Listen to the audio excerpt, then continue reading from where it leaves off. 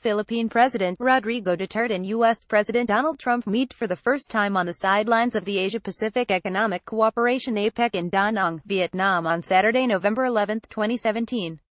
Trump is scheduled to attend the 31st ASEAN Summit in Manila from November 13 to 15 as one of the dialogue partners of the regional group. In the foreground is Duterte's special assistant Christopher Bongo, who took the selfie with the two presidents. Photo posted on PTV4 Facebook account. President Rodrigo Duterte and United States President Donald Trump met for the first time on the sidelines of the Asia-Pacific Economic Cooperation APEC Summit in Da Nang, Vietnam on Saturday. Photos sent to reporters by Special Assistant to the President Christopher Bongo showed Trump speaking to Duterte.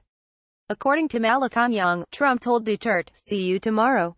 The U.S. president was likely referring to his visit to Manila starting Sunday, November 12, to attend the 31st Association of Southeast Asian Nations ASEAN Summit. Speaking to reporters in Vietnam on Saturday, palace spokesman Harry Roque said Duterte's meeting with Trump was short but warm and cordial. "It was a brief meeting. Albeit short, it was very warm and cordial," and President Trump reportedly told President Duterte that he would see him tomorrow.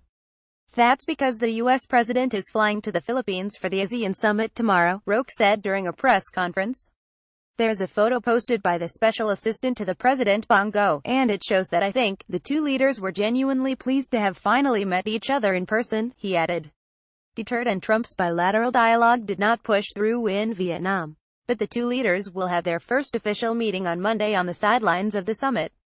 Prior to their first meeting, Trump and Duterte had talked on the phone at least 2 times, discussing issues of common concern such as the crisis at the Korean Peninsula.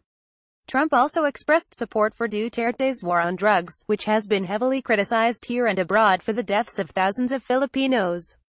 Roque reiterated that Duterte will refuse to pursue any talks relating to a domestic issue such as on his war on drugs.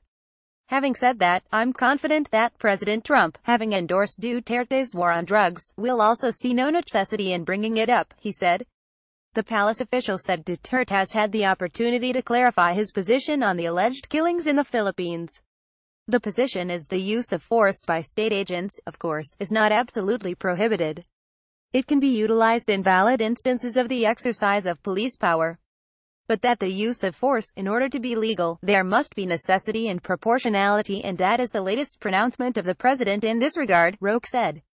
So that is the latest statement of the president on the matter. He wants to emphasize that as a public prosecutor for 10 years, it is not his intention to violate and commit murders, to violate human rights and to commit murders, he added.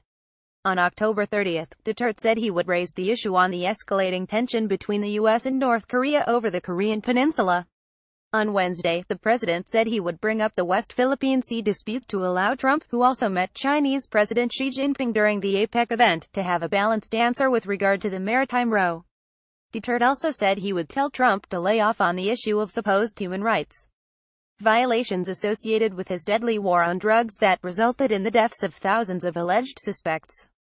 The president is expected to be back in Manila before 11 p.m. Saturday.